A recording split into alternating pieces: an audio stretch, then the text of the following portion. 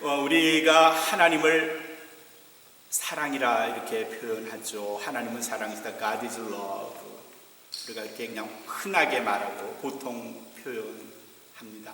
하나님의 사랑이 신약과 구약에 조금 다르게 나타납니다. 신약에서는 하나님의 사랑이 그리스도를 통해서 나타났어요. 하나님이 그리스도를 통해서 나타났다면 오병이어의 기적을 통해서 빵을 주시고 생선을 주시고 아픈 사람을 낫게 하시고 심지어 죽은 사람을 살려주시고 그것도 은혜겠죠. 큰 은혜죠. 그런데 무엇보다도 예수님을 통한 가장 큰 은혜는 우리 영혼을 회복시키시고 구원시키신 은혜. 그게 최고의 은혜고요. 하나님이 우리에게 보여주신 최고의 은혜예요. 아들을 버림으로, 아들을 죽임으로 우리를 살려주신다. 그거보다 더 큰 사랑이 어디 있을까요? 없을걸요? 전혀 없을 겁니다. 근데 신약에서는 그렇게 하나님께서 그리스도를 통해서 우리에게 당신의 사랑을 보여주셨고요. 구약에서도 하나님은 당신의 사랑을 다른 방법으로 보여주시는데, 오늘 우리가 읽은 이사야 27장에서의 말씀이 하나님이 전형적으로 구약 성경을 통해서, 그러니까 예수님 이전 시대에 아브라함부터 우리에게 보여주신 하나님의 사랑의 모습이에요. 오늘 2절부터 6절까지에서는 크게 하나님은 두 가지의 모습으로 우리에게 당신의 사랑을 보여주세요. 이제 이걸 바꿔서 말하면, 하나님이 김종환 목사를 어떻게 사랑해 주시는가, 구약적인 표현으로 오늘 이사야 27장에서는 김종환 목사를 그리고 여러분을 사랑하는 구체적인 사랑의 방법을 가르쳐 주십니다. 3절에 먼저 하나님께서는 이렇게 노래하라고 하십니다. 나 주, 그러니까 하나님 당신을 말하는 거예요. 나 주는 포도나무를 돌보는 포도원직이라. 포도나무를 지키는, 포도나무를 돌보는, 포도나무를 관리하는 포도원직이다. 하나님께서. 그러니까 이 말씀 속에 들어있는 내용은, 하나님은 포도원직이, 저와 여러분들은 뭐다? 포도나무다. 예수님이 요한복음에서 나는 포도나무야 너희는 가지니 하셨는데, 굉장히 비슷한 말씀이에요. 우리는 포도나무예요. 포도나무예요. 그리고 하나님께서 관리해 주세요. 어떻게 관리를 하실까? 3절 그 다음에 나오는 말씀에서 하나님은 우리를 관리하시는, 우리를 보살피시는 모습의 첫 번째 이야기를 해 주세요. 나는 때를 맞추어서 포도나무에 물을 주고, 나는 때를 맞춰서 포도나무에 물을 준다. 그렇게 말씀하셨어요. 나무에게 물은 가장 필요한 거죠. 그 물 안에 다양한 요소들이 들어가 있고요. 그 물을 먹음으로 인해서 그 다음에 태양을 받아가지고 그 다음에 탄소 동화작용을 해서 결국은 포도당을 만들어내고 그걸로 열매를 맺고 그리고 뿌리를 내리고 그렇게 식물들이 자라지 않습니까? 하나님께서 포도나무인 우리들에게 물을 주시는데 그냥 아무 때나 주시는 게 아니라 앞에 있는 말씀에는 때를 맞추어서 그랬어요. 때를 맞추어서. 근데 그 때라는 게 사람마다 다 다를 것 같아요. 그리고 물을 무작정 주면 아마 저 같은 사람일 거예요. 식물이 어떤 상태인지 잘 모르고 물을 마냥 주면은 결국 물을 주는 건 좋은데 잘못하면 식물을 죽일 수도 있단 말이죠. 때를 맞추어서 물을 준다 하는 말은 그 포도나무가 가장 잘 번성할 수 있는 상태를 맞추어서 준다는 말이에요.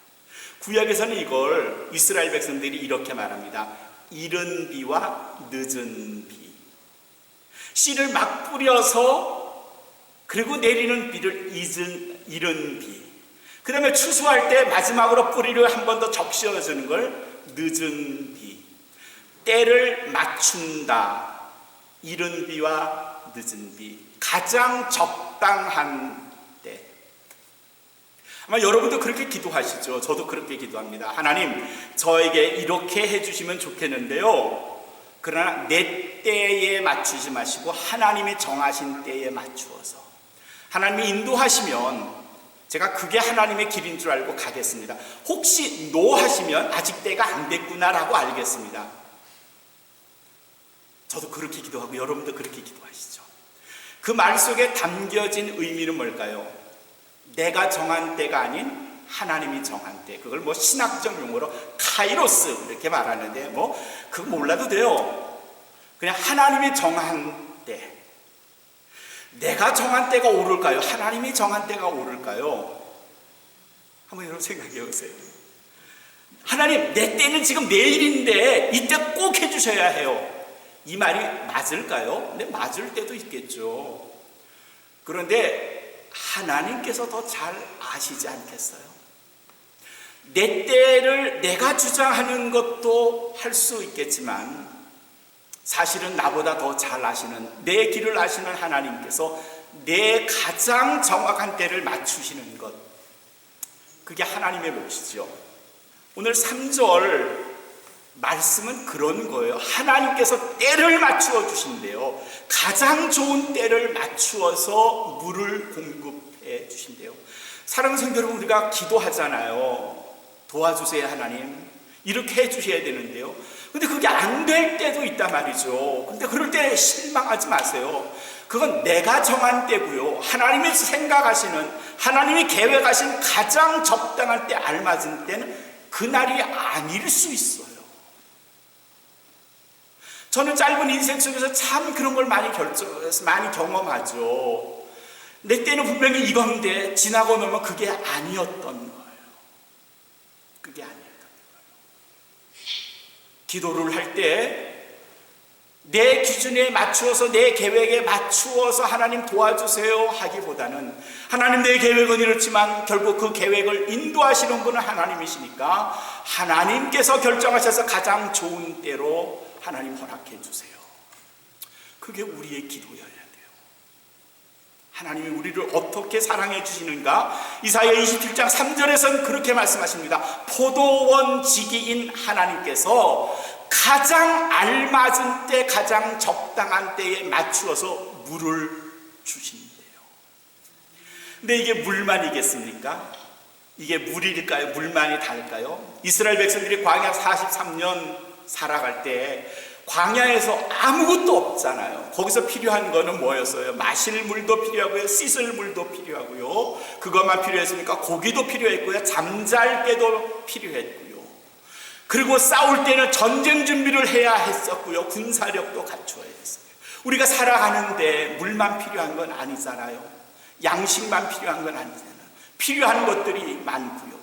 농부에게 있어서 곡식을 잘 걷게 하려면, 포도가 잘 자라게 하려면요, 물만 필요한 게 아니죠. 구름도 있어야 되고요, 햇볕도 있어야 되고요, 적당한 비료도 있어야 되고요, 서리도 있어야 되고요, 바람도 필요하고요, 적당한 온도도 필요하고요. 이걸 그냥 다 하나로 묶어서 물이에요.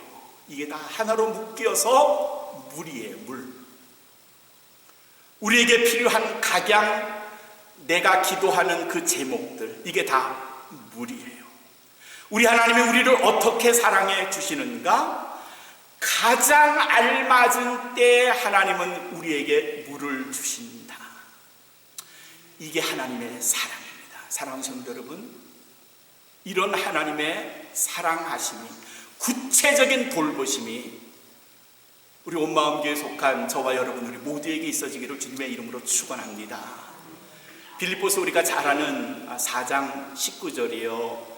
나의 하나님이 그리스도 예수 안에서 영광 가운데 그 풍성한 대로 너희 모든 쓸 것을 채우시리라 그러셨어요.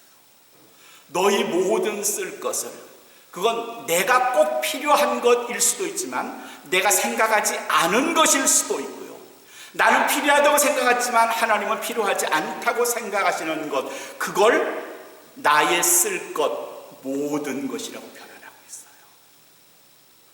두 번째로 오늘 이사야서에서는 하나님이 우리를 어떻게 사랑하시는가에 대해서 말씀하고 계세요.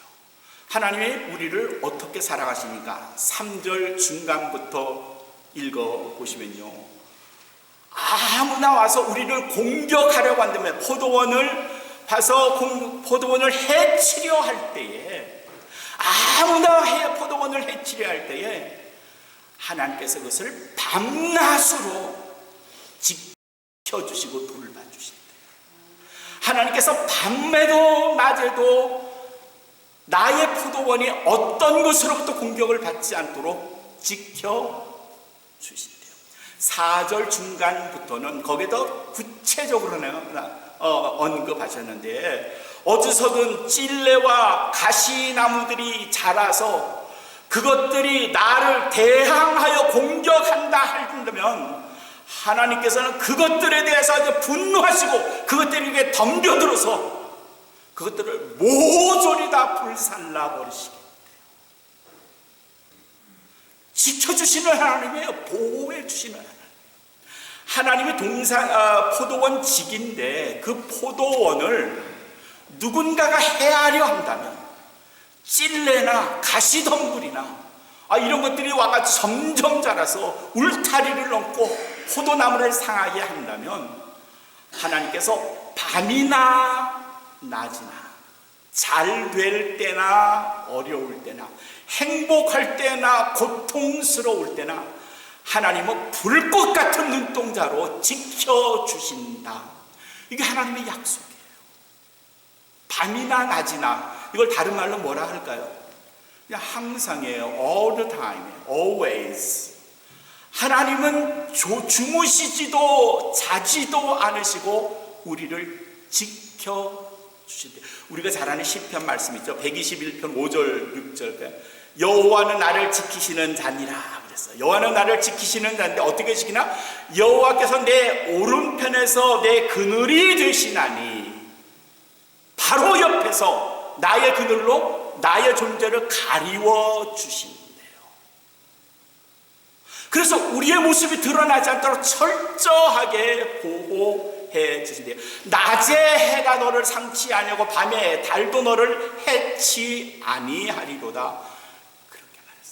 밤에도 태양볕으로 우리가 어려움을 당하지 않겠고, 그 달빛에도 주의 백성들이, 포도나무들이 상하지 않도록, 해를 입지 않도록 지켜주시겠다. 이게 하나님이 우리에게 하신 약속이에요. 아니, 여러분에게 하신 약속이에요. 하나님의 첫 번째 사랑은 우리가 가장 필요할 때 하나님께서 우리에게 물을 공급해 주시고 필요한 것을 공급해 주시는 것이라면, 두 번째 하나님의 사랑은 우리를 지켜주시는 거예요. 우리의 육신을 지켜주시고 우리의 영혼을 지켜주시고, 여러분들의 삶을 지켜주시고 여러분들의 영혼을 지켜주시고, 이 지켜주시는 하나님의 은혜가 결국은 하나님의 펄벅이라는 분 아시죠? 여성 문학가죠. 미국 사람이고요. 1938년에 노벨 문학상을 받았어요. 대단하잖아요, 여자가. 그 펄벅 여사가 쓴 가장 잘 알려진 책이 뭐죠? 소설 대지예요. The Good Wars. 대지. 거기 첫 구절은 저는 여전히 기억해요. 왕릉이 결혼하는 날이었다. 이게 첫 문장이에요. 이 펄벅 여사가 한국을 굉장히 사랑했었어요. 아버지가 중국에 선교사로 갔었고요. 그래서 오랫동안 중국에서 있다가 나중에 6.25 나고는 한국을 자주 방문했고, 한국에 고아원을 만들었어요. 특별히 그 전쟁으로 인해서 사생아 버려진 아이들, 이 아이들을 위해서 고아원을 만들었어요. 펄벅 여사가 한국 이름을 가지고 있는데 혹시 아세요? 펄벅. 펄이 뭐예요? 펄. 진주. 벅에 비슷한 한국 성이 있어요. 뭐가 있을까요? 박씨의 박. 펄벅. 그래서 박진주가 펄벅이 만든 자기의 이 펄벅 여사 집에 찾아온 침입자들이, 동네 사람들이 너무 놀라는 거예요. 펄복 여사가 그렇게 말을 하고 그리고 조용히 마루 한켠에 있는 올겐에 앉아서 올겐을 치고 중국말로 노래를 한 거예요. 찬송을 한 거예요.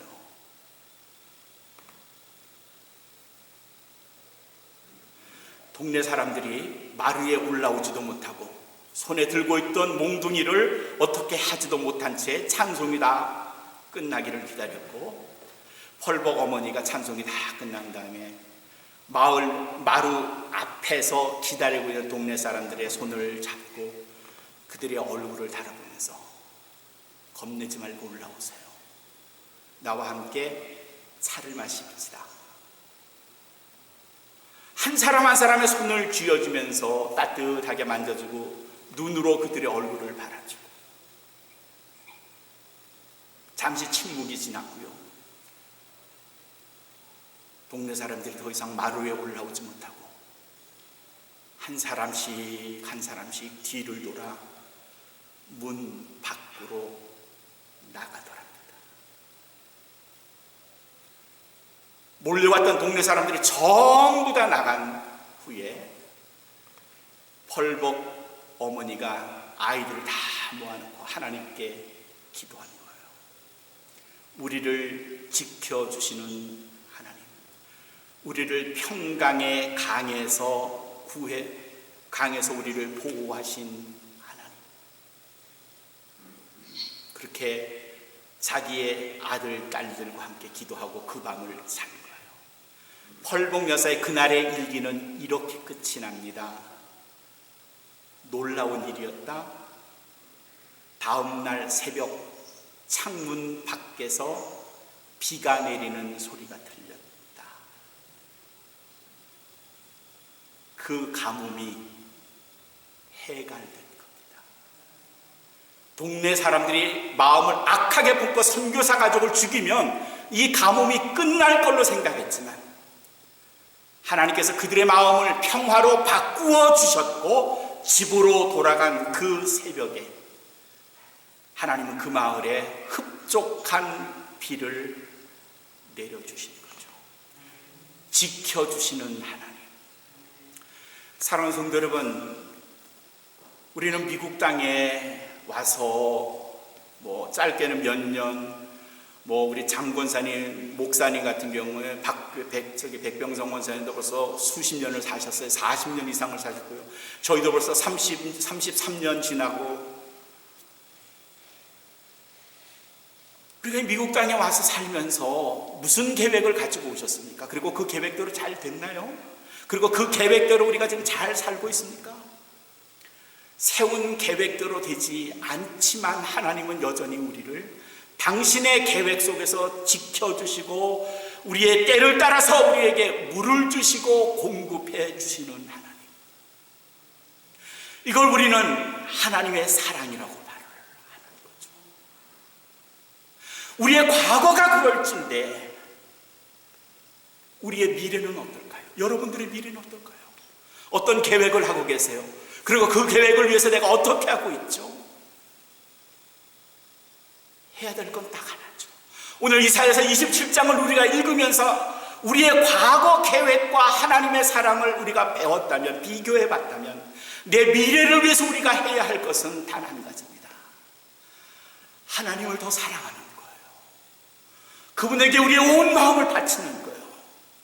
그리고 내 계획을 하나님이 아신다면 하나님의 계획 속에서 당신의 눈동자로 나를 지켜주시고 당신의 넉넉한 사랑으로 주의 백성들을 먹이시옵소서 라고 한다면 저와 여러분의 미래를 그분에게 맡기는 것이고요, 그분이 우리의 남은 삶을, 이 미국 땅에서의 이민자의 삶을 책임져 주실 것으로 믿습니다. 이게 하나님의 사랑입니다. Don't be worried. 걱정하지 마세요. Don't be scared. 겁내지 마십시오. 하나님께서 우리를 때를 따라서 가장 적당한 것으로 채워주시고 불꽃 같은 눈동자로 우리를 지켜주신다고 하셨으니까 이 약속을 믿으시고 하나님을 실망시켜드리지 마시고 하나님이 기뻐하시는 그리스도인의 모습으로 하루하루를 살아가신다면 사랑하는 성도 여러분, 우리 온 마음교회 모든 성도는 하나님의 사랑 가운데서 우리의 삶의 열매를 맺을 줄로 믿습니다. 이 믿음 가지고 하루하루를 살아가시는 온 마음교회 모든 성도가 되시기를 주님의 이름으로 축원합니다.